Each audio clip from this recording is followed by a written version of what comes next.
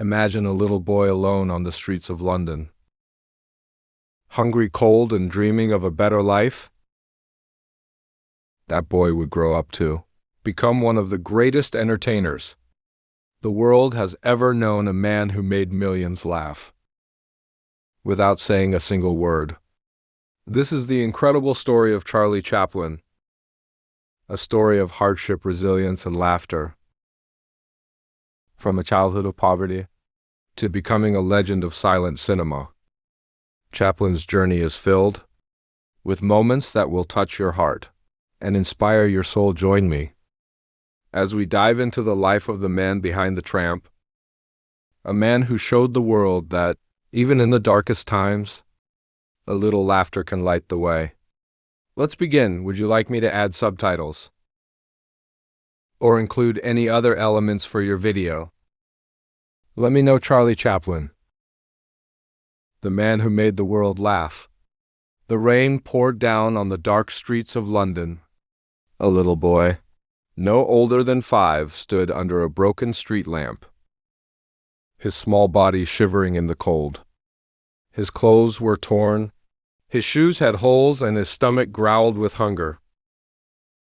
This boy was Charlie Chaplin, the boy who would grow up to become the greatest comedian the world had ever known. But at that moment, he was just a lonely child in a cruel world.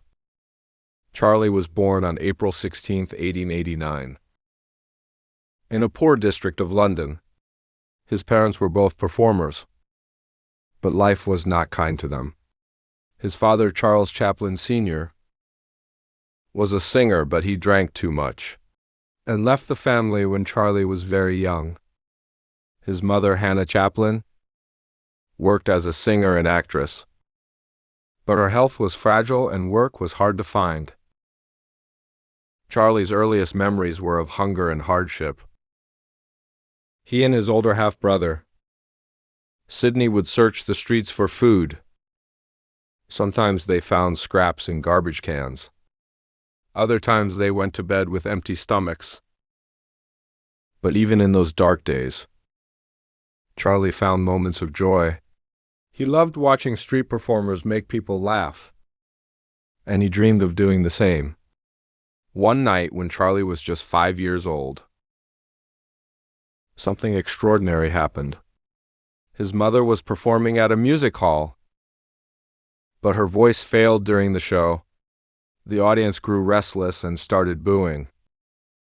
In a desperate attempt to save the performance, the stage manager pushed little Charlie onto the stage. "Go on, boy. Do something," the man whispered. Charlie stood in the spotlight. Frozen with fear, the crowd grew silent.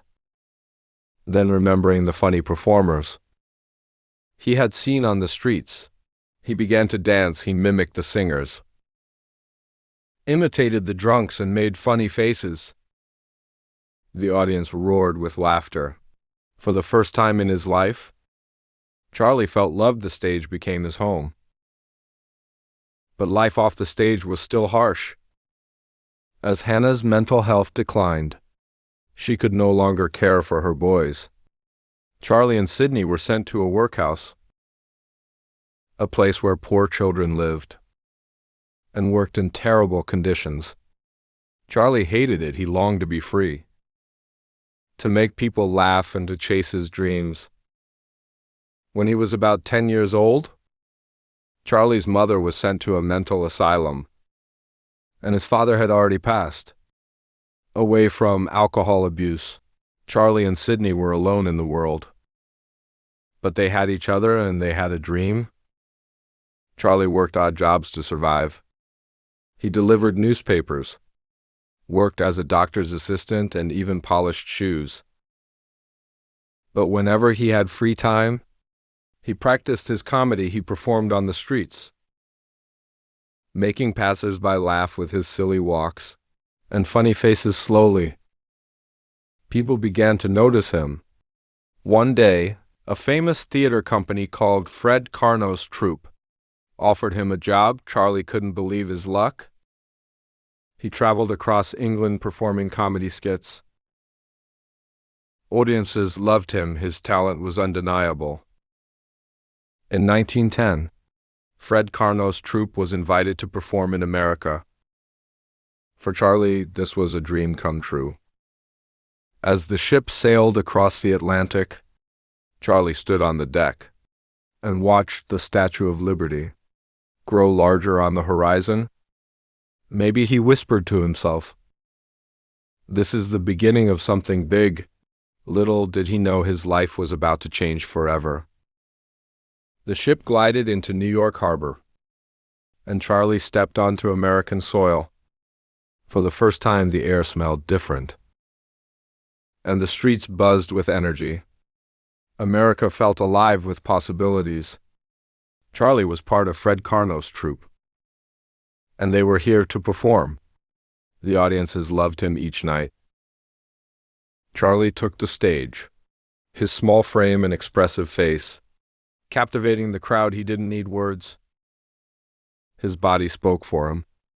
Whether he was pretending to slip on a banana peel or getting tangled in his own cane, he made people laugh until their sides hurt.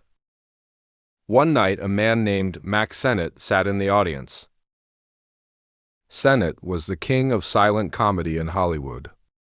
As he watched Charlie perform, he knew he had found a star. After the show, Sennett approached Charlie. "Kid," Sennett said, "I want you in pictures." Charlie was stunned. "Pictures? You mean movies?" "Exactly. Come to California, I'll make you famous." Charlie didn't hesitate. He boarded a train and crossed the country to Los Angeles. When he arrived, he was amazed. Palm trees lined the streets, and the sky was always blue. This was nothing like London. At first, Charlie struggled with the new medium. Acting in films was different from performing on stage. The camera caught every movement, every expression. Charlie experimented, trying different characters, but nothing felt quite right. Then one day, inspiration struck. He rummaged through the costume department and found a pair of oversized trousers, a tight jacket, a bowler hat, and a cane. He added a tiny mustache to make himself look older. When he looked in the mirror, he saw someone new, someone funny, yet sad. He had created the Tramp. In his first film as the Tramp, Charlie waddled onto the screen, his feet turned outwards, his cane twirling in his hand. Audiences fell in love instantly. The Tramp was a dreamer, a misfit. A gentleman in rags. He could make you laugh one moment and break your heart the next. As Charlie's fame grew, so did his ambition. He began directing his own films, pouring his soul into every scene. He was a perfectionist, sometimes shooting the same scene hundreds of times until it felt just right. His films weren't just comedies. There were stories about humanity, but success brought its own challenges. The pressure to perform weighed heavily on Charlie. He spent long nights editing his films. Barely sleeping, the world adored him. But behind the camera, he felt lonely. One day, he received a letter. His mother, Hannah, was alive and living in an asylum back in England. Without hesitation, Charlie brought her to California. She spent her final years in a beautiful home, cared for by the son, who had once starved in the streets of London. Charlie's films grew more ambitious. In 1921, he released The Kid, a story about a tramp who adopts an orphan boy. The film was a masterpiece, blending comedy and heartbreak in a way no one had ever seen before. Audiences wept, critics called him a genius. But as the years passed, cinema changed. Silent films were being replaced by talkies, movies with sound. Many silent film stars faded into obscurity. But not Charlie. He resisted the change, believing that the tramp didn't need words to tell his story. Then came City Lights and Modern Times, masterpieces that proved Charlie's genius was timeless. He became not just a star, but a legend, yet even as the world praised him, controversy followed in the 1940s.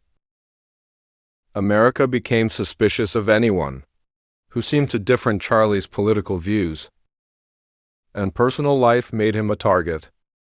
He was accused of being an American, and when he left the U.S. for a trip, he was banned from returning. Charlie settled in Switzerland, far from the Hollywood that had once embraced him, but even in exile his art endured. In 1952, he made Limelight, a deeply personal film about an aging comedian trying to recapture his glory days. Many believed it was Charlie's way of saying goodbye.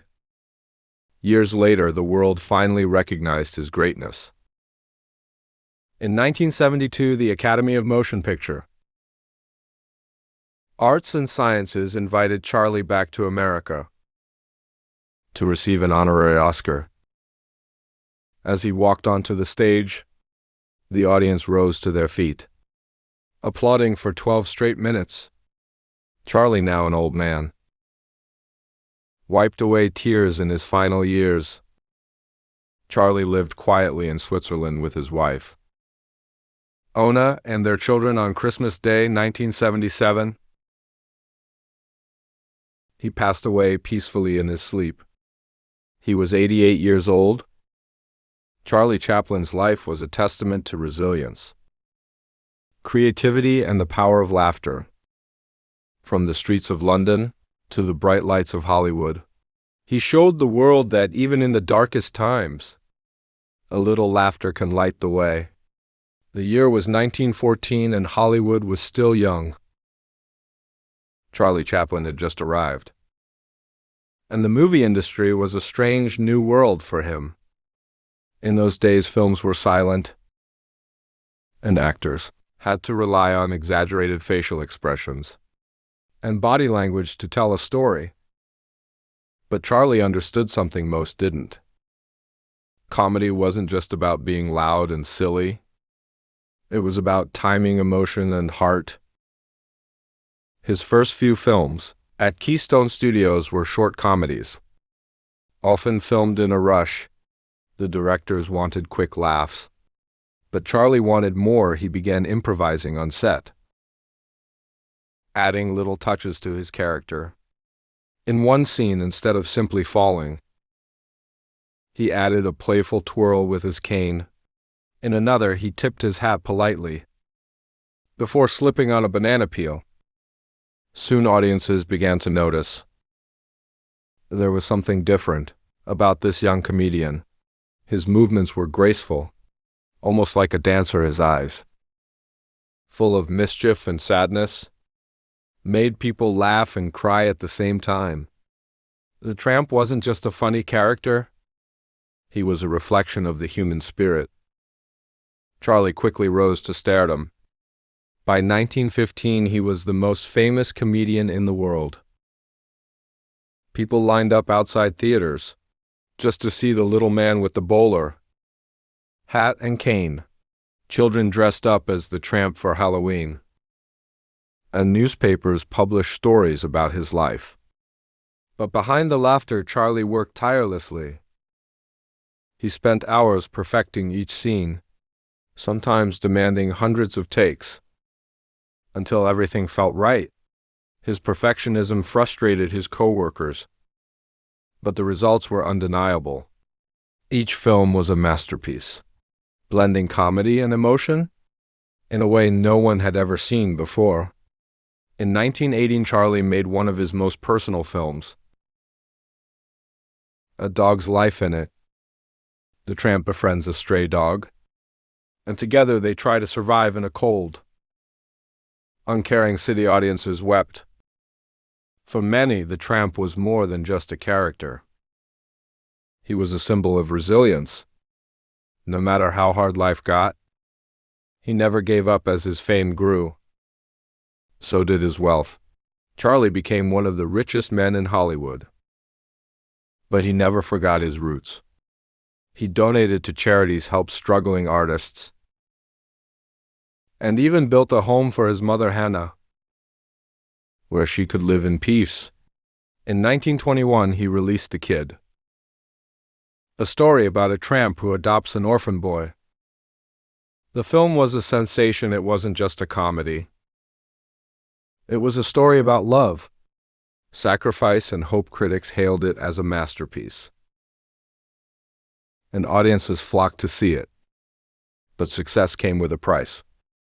The pressure to perform was immense, and Charlie often felt lonely. He poured himself into his work, sometimes spending days on set without rest. Friends worried about him, but Charlie wouldn't slow down. He had a vision, and nothing would stop him. As the years passed, cinema changed. Talkies films with sound became the new trend. Many silent film stars faded into obscurity. But Charlie refused to change. He believed that the tramp didn't need words. His actions, his expressions, they spoke louder than any dialogue. Then came City Lights in 1931. It was a silent film released in an era of sound. But Charlie's faith in his art paid off. The film was a triumph, blending comedy, romance, and heartbreak into a perfect symphony of emotions. Even Albert Einstein, who attended the premiere, was moved to tears. Charlie's films became more ambitious. In 1936, he made Modern Times, a bold critique of industrialization and the loss of humanity in the machine age. It was funny, yes, but it was also a powerful statement about society. By now, Charlie was more than a comedian. He was an artist, a visionary. But as his fame grew, so did the scrutiny. His personal life became the subject of endless gossip. In 1940, he made his most daring film yet, The Great Dictator. In it, he played a dictator resembling Adolf Hitler, marking the rise of fascism. The film ended with a heartfelt speech about peace and humanity. It was a bold move, and not everyone approved. But for many, it was a masterpiece. As World War II raged on, Charlie continued making films. But the America that had once loved him began to turn against him. In the 1950s, during the height of McCarthyism, he was accused of being a communist. When he traveled to England for a film premiere, the U.S. government banned him from returning. Charlie settled in Switzerland. Heartbroken but undeterred, he continued making films, but his heart remained in Hollywood. In 1972, after 2 decades in exile, the Academy of Motion Picture Arts and Sciences invited him back to receive an honorary Oscar. As he walked onto the stage, the audience rose to their feet.